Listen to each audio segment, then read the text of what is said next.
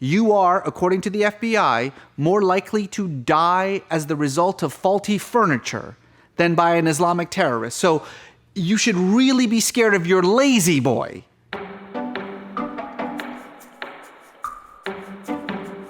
For a very long time, really the only Muslims that you saw on TV were the Muslim villain who would scream Allahu Akbar and then blow himself up. And then there was like the good Muslim. So you have that great movie Body of Lies. You're like, oh look, it's a Muslim guy who's good. He's like with the CIA. No, he's dead. Like 3 minutes into the movie, he's done. In the 1980s, being Muslim in America was like being Martian. I grew up in a predominantly Mexican community, so I just told everybody I was Mexican. I didn't really know that much Spanish. I knew like orale, and I just like would throw that out every once in a while. Orale, and people would be like, oh, you're obviously Mexican. It was very important that we kept the whole Muslim and Iranian thing on the down low as much as possible. I was longing for a way to express myself spiritually. And so I started reading about Islam. I started reading the Quran. The more I read, the more I realized this is what I already believe. I just didn't know there was a word for it. Please welcome back to the program, Reza Aslan. Reza Aslan. Reza Aslan. Reza, let me start with you. The hardest part for me when I'm being interviewed is to tamp down my astonishment. The question at the bottom of the screen that everyone is looking at. Does Islam promote violence? The thing that's mostly going through my mind is calm down, calm down. The justice system in Muslim countries, you don't think, is somehow more primitive or subjugates women more than in other countries?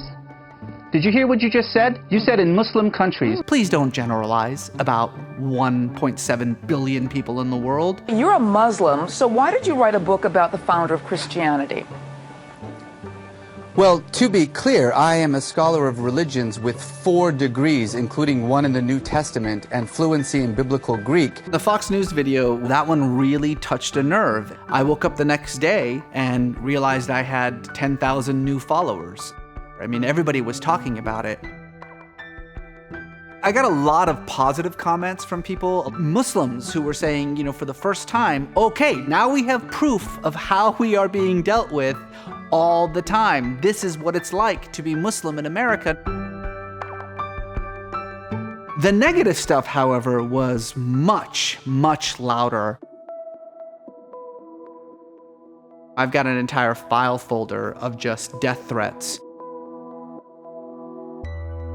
After about 10 years of being cable news's favorite Muslim, I've come to the realization that I don't think it's doing any good. Bigotry is not a result of ignorance, it's a result of fear. And fear is impervious to data. Fear is impervious to information. And the only way that you're gonna dissipate that fear is by getting people to know someone that they're afraid of. In this country, we went from overwhelming majorities who were against same-sex marriage to overwhelming majorities supporting same-sex marriage within the span of a couple of years. What changed people's minds was Will and Grace, was Modern Family, was watching people who were gay on television being, you know, normal. They're struggling with the same issues that you're struggling with. They are human beings. And so for the last few years, I've decided that what I'm gonna do is try to change people's minds through pop culture, through film and television. Stories have the power to break through the walls that separate us into different ethnicities, different cultures, different nationalities, different races, different religions, because they hit us at the human level.